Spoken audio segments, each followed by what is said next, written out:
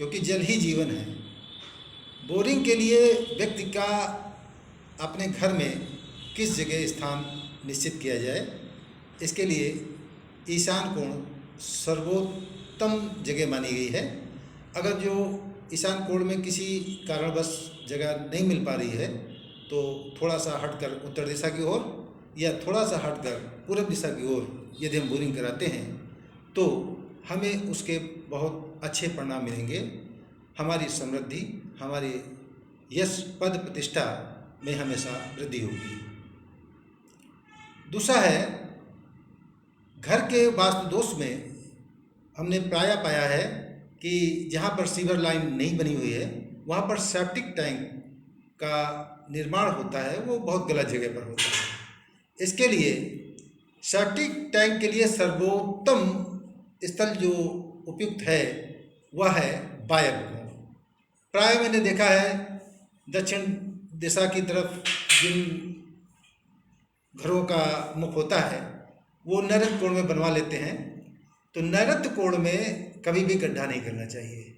नैऋत्य कोण में जो भी व्यक्ति गड्ढा करवाता है तो उसके जीवन में हर कार्य रुकावटों के साथ ही होते हैं और विघ्न बाधाएं उसके जीवन में हमेशा लगी रहती हैं। इसलिए सेप्टिक टैंक के लिए उपयुक्त स्थल वायव्य कोण है। वायव्य कोण वरुण देवता और वायु देवता का प्रतीक माना गया है। अगला है, जैसा कि कहा गया है कि खान पान जैसा होगा खानदान जैसा होगा, और खाने का निर्माण जहाँ होगा उसी जगह से हमारे जो हम खाएंगे वही हमारे लिए उपयुक्त होगा। ऐसी दिशा में रसोई घर का निर्माण कहाँ हो? रसोई घर के लिए हम सबसे उपयुक्त स्थल आग्नेय कोण को मानते हैं। ऐसा माना गया है कि आग्नेय स्थल में रसोई घर के निर्माण करने से वहाँ की जो महिलाओं का स्वास्थ्य हमेशा अच्छा रहता है। वहाँ के जो उस रसोई घर में जो भी वस्तु का निर्माण होता है वह बड़ा स्वादिष्ट होती है और माँ अन्नपूर्णा की सदैव कृपा रहती है।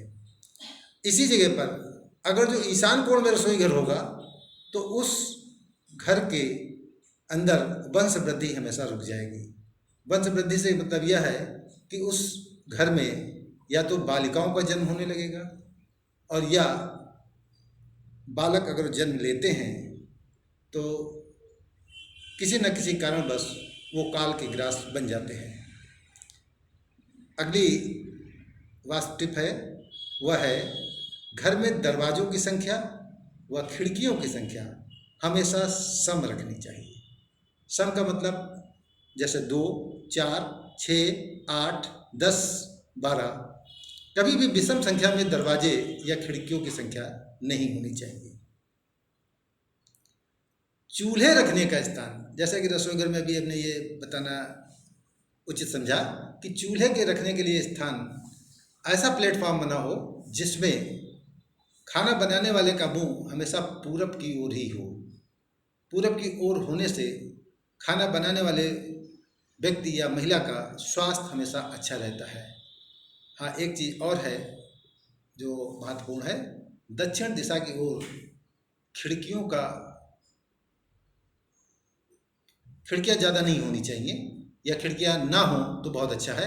खिड़कियाँ ज़्यादातर उत्तर दिशा की ओर खुलें, ऐसा प्रयास करना चाहिए। घड़ी भी जीवन का महत्वपूर्ण अंग है। यदि समय से कोई भी काम हम नहीं करेंगे तो हम सफलता के मार्ग में हमेशा पिछड़ते चले जाएंगे। और समय का ज्ञान कराने वाला उपकरण हमारी दीवार घड़ी ही होती है। तो घड़ी के लगाने की शुभ दिशा पूरब, उत्तर और ईशान कोण ही उपयुक्त मानी गई है। घड़ी को कभी भी दक्षिण दिशा की ओर नहीं लगाना चाहिए। दक्षिण दिशा यम की दिशा मानी गई है और यदि इस दिशा में घड़ी लगी हुई है तो उस घर में काफ़ी लोगों का स्वास्थ्य अच्छा नहीं रहता है या अनायास ही किसी कारणवश उनकी मृत्यु तुल्य कष्ट उनको प्राप्त होता है। हाथ की घड़ी के लिए एक महत्वपूर्ण तथ्य है, जो आपके समझ में प्रस्तुत कर रहा हूँ, चाइना की एक लोकप्रिय प्रणाली ज्योतिष की है, वह है लोसो ग्रिड। लोसो ग्रिड के अंतर्गत व्यक्ति के डेट ऑफ बर्थ में या जन्म तिथि में 6 नंबर या 7 नंबर अगर नहीं होता है तो उसके मित्रों की संख्या बहुत कम होती है। उसके इशू यानी पुत्र पुत्रियों की संख्या भी उसके ना के बराबर होती है, या बहुत सी ऐसी स्थितियाँ आती हैं जिसमें पुत्र या पुत्रियाँ नहीं होती हैं। और ऐसी दशा से बचने के लिए यह वास्तु टिप बहुत कारगर साबित होती है कि व्यक्ति को हाथ की घड़ी पहनने के लिए, देखिए मैंने भी पहन रखा है, यह गोल्डन कलर की है, तो या तो गोल्डन कलर की, और यदि इशू ना हो रहे हों तो उन्हें सिल्वर कलर की जिसमें गोल्डन कलर की एक लाइन बनी हो, एक लाइन बनी हो या 2 लाइन बनी हो, ऐसी घड़ियों का प्रयोग करना चाहिए। आजकल चमड़े के पट्टे का लोग प्रयोग करते हैं जो कि सर्वथा अनुपयुक्त है। घर में मकड़ी के जाले कभी भी नहीं होने चाहिए। अगर घर में मकड़ी के जाले हैं, इसका मतलब है कि आपके घर में नकारात्मकता बहुत तेजी से फैल रही है।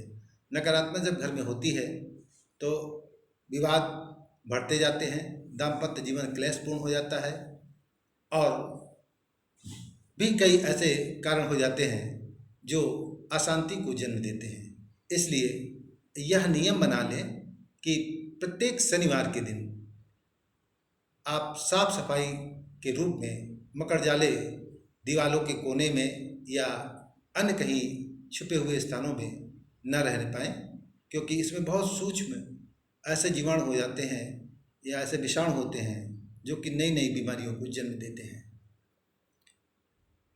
एक और बहुत ही महत्वपूर्ण टिप्स है, और वह है बहुत से लोगों के बच्चों के विवाह होने में बहुत सी दिक्कतें आती हैं। उसका बहुत बड़ा कारण यह है कि घर के मुखिया को हमेशा नैऋत्य दिशा में सोना चाहिए, और कुंवारे या अविवाहित बच्चों या बच्चियों को हमेशा वायव्य कोण की ओर उनको सोना चाहिए। सोने का कमरा उनका वायव्य कोण की ओर हो, और घर के मुखिया का जो कमरा हो, सोने का जो कमरा हो, वो हमेशा नैऋत्य दिशा में हो।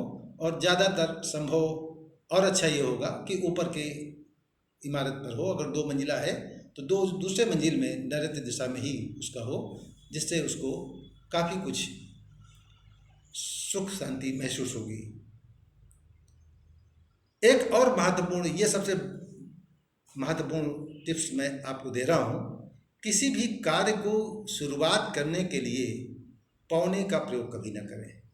पौने का मतलब यहाँ पर है, जैसे 1:45 आप किसी यात्रा के लिए निकल रहे हैं, घर से निकले 1:45, किसी कार्य को, किसी महत्वपूर्ण काम को, मानो जमीन लेने जा रहे हैं और घर से निकले 1:45, तो ये स्वाभाविक चीज़ है कि उस कार्य में बाधा किसी न किसी तरह से अवश्य आएगी। और अगर जो बाधा आएगी तो आपके मानसिक संतुलन ठीक नहीं होगा, मानसिक असंतुलन होगा, तो आप परेशान होंगे। इसलिए पौने का प्रयोग बिल्कुल त्याग दें।